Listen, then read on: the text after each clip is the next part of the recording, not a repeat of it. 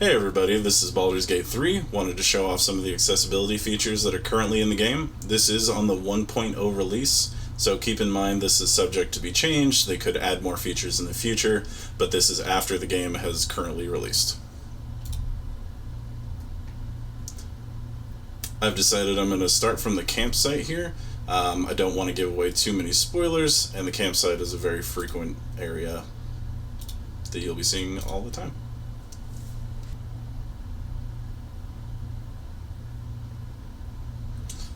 So generally speaking, this game was designed for mouse and keyboard, but it is completely playable via controller as well. I believe the default is a mouse and keyboard control. You can see general movement is just a left click to guide your character. You can hold things like control to attack. You can hit various hotkeys like C goes to sneak. I opens your inventory, or many of your buttons down here. Z is your jump. But all of these options down below are clickable, so you can just click it, then click it again to perform the action. And then all of your different actions are categorized into these different menus. So there's action, bonus actions, various spells, etc., etc. Again, this game is completely playable with controller. We'll take a look at that here in a moment. But for now, let's check out the menus for accessibility. So up top, we have the input mode. It is either keyboard only, controller only, or automatic. If it's set to automatic, it will jump between keyboard and controller just by pressing a button on either one. The first one that needs some explanation is longer press and hold. So it says enable to increase the time to activate any press and hold mouse button action. This makes it easier to use dragging actions with sticky button binding and external software such as X mouse button control. Generally what that's for is for moving items in the game without putting them in your inventory. For example, you can left click and drag a barrel to move it, from one section to another a few feet away. This makes that a little easier for some people. Show genitals and cinematic nudity is pretty self-explanatory. These are sexual content toggles, so you can turn them on and off. Camera shake is a toggleable option. You can remove it in dialogue and gameplay.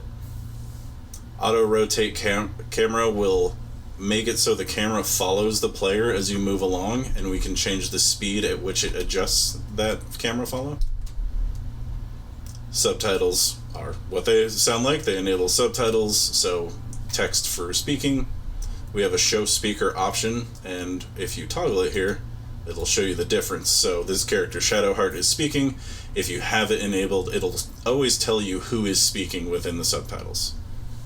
Text background here is also toggleable. We can put a dark background behind it to make text more legible. We can change the opacity of that one.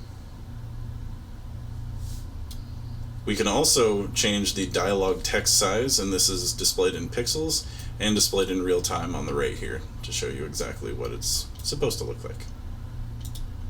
If my game would catch up here. There we go. Overhead text size is for text that appears as you're just perusing and walking around during normal gameplay. It's not really a cutscene. Oftentimes these are conversations between characters or personal thoughts in your head, or your character's head. And similar to the text size, we can just adjust those like that. So below we have a few audio options. Center cinematic audio and force mono audio have to do with stereo output. So if we highlight here, I'll allow you to read that. But basically it's discussing whether or not a central speaker will play through the central speakers. Didn't mean to do that, but that's how it sounds. As opposed to coming out of left and right speakers. And same deal with force mono audio. Before we get out of the menus, I want to pop over to the gameplay section. Most of these are pretty common. Online visibility, you can change, toggle if friends can see what you're doing. LAN and direct connections. Auto saves can be disabled. You can choose how many auto and quick saves are available, as well as cross save, which has to do with currently for Steam Deck platforms, but I'm sure in the future this will have to do with console as well. Then we're going to have some similar options that we've seen in the accessibility section, adding in the share private moments section, which has to do with whether or not multiplayer friends can see certain parts of the story that are particular to your playthrough. Exploration highlights, turn-based highlights and tactical view highlights have to do with what shows on your character. So we can either have a circle, a highlight, or a circle and highlights, and I think it'd be easier to show you in the game. So this is a highlight. You can see now that there's a white ring around my player, there's a green one around the friendly companions over here, and in combat we'll see different things like red outlines, small circles that go around the base of them, things like that. Also, that was the tilde key that is toggling this on and off in-game. And as we scroll down to the bottom, system of measurement, so this is an imperial or metric measurement when you're doing movement, throwing, jumping, all sorts of things to measure distance in this game, so it'll show you within meters or feet, that sort of thing. Karmic dice is an option that allows you to avoid failure streaks, so Karmic dice gives you a balanced gameplay as opposed to pure random that the dice can have, because this game does use dice pretty often. This allows you to select characters during combat via avatar, via restore. For example, when you do this, set which character will be selected when exiting turn-based combat. Avatar is your original avatar. Restore is the last character you had selected before the combat started.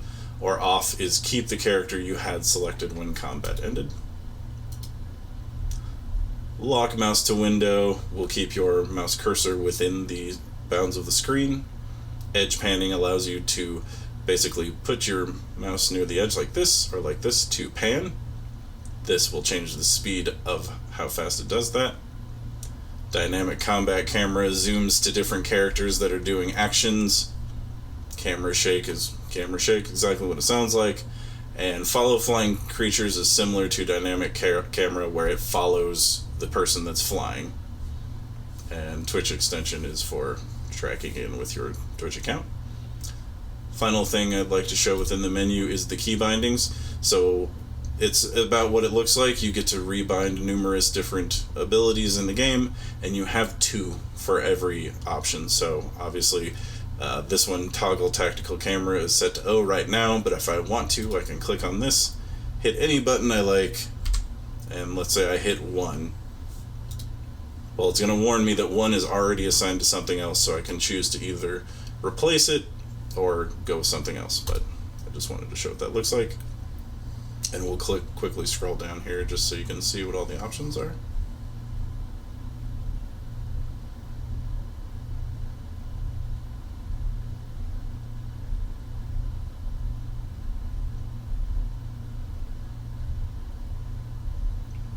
Okay.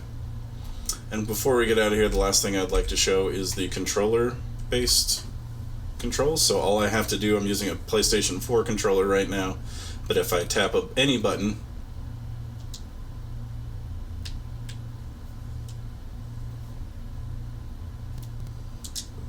there we go. But if I tap any button, it automatically turns onto the controller movement system.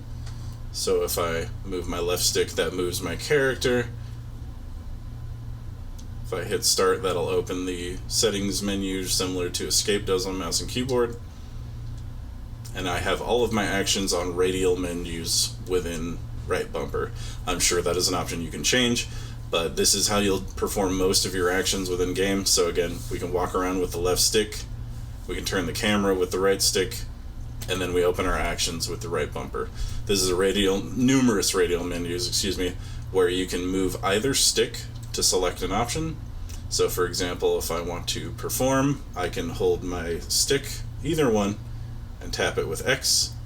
It opens a new submenu where I can play music.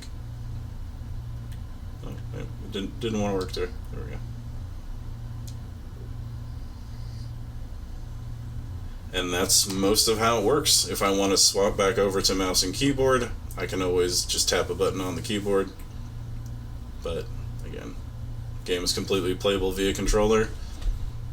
And that's mostly what I wanted to share. So again, everything is accessible via controller. If you prefer to play that way, that is an option. This game is almost entirely playable with one hand just on a mouse as well, if that's what you prefer. But that's completely up to you. That's all I wanted to share. Thank you for watching.